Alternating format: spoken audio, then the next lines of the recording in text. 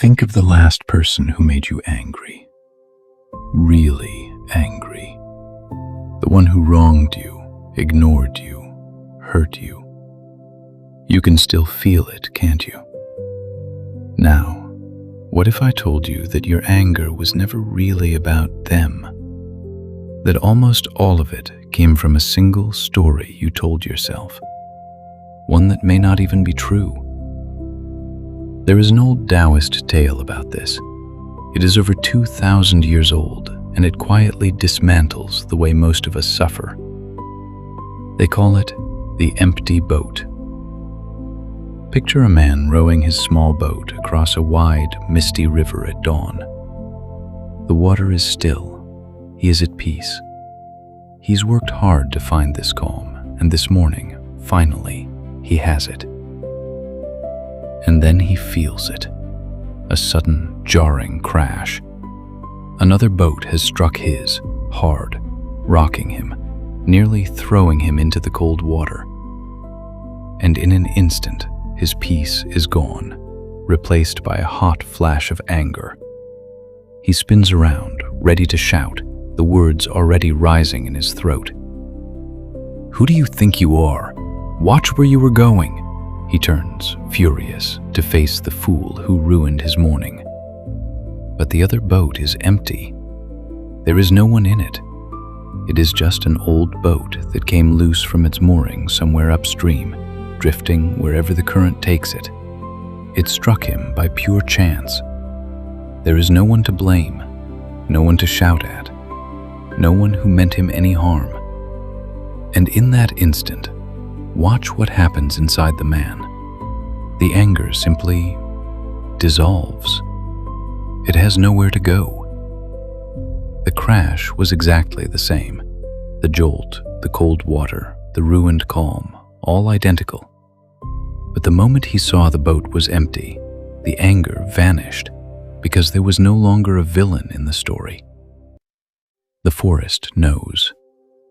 And here is the truth this old story presses gently against your chest. The anger was never in the crash. The anger was in the story.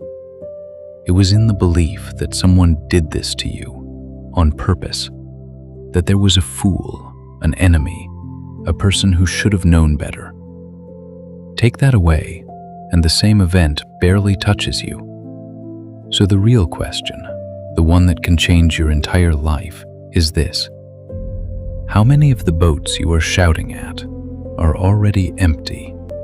Because this is what we do all day long. Someone doesn't reply to your message and you write the story. They are ignoring me. They don't care. And you carry that all day. But the boat may be empty.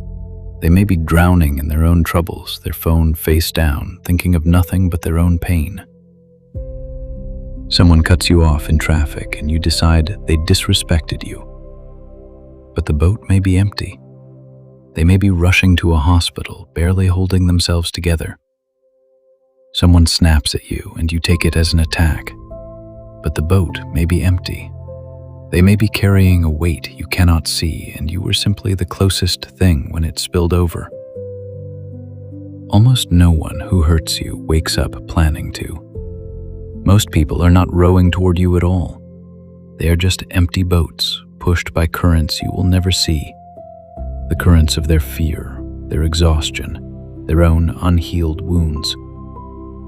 They crash into you not because you are their target, but because they have lost control of their own oars. This is not about excusing what people do. Some boats do have someone in them, and some of those people should not be let back near your water. Seeing clearly is not the same as having no boundaries. But most of your daily suffering, the small resentments that pile up and steal your peace, comes from arguing with boats you have filled with villains who were never there. You are not angry at what happened.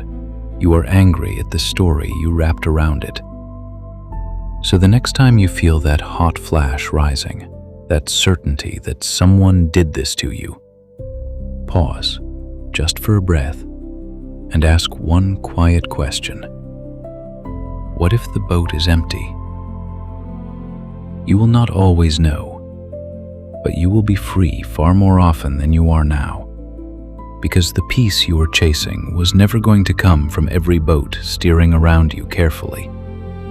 It comes the moment you stop filling the empty ones with enemies. Let the boat drift past and keep rowing. The forest has more to tell.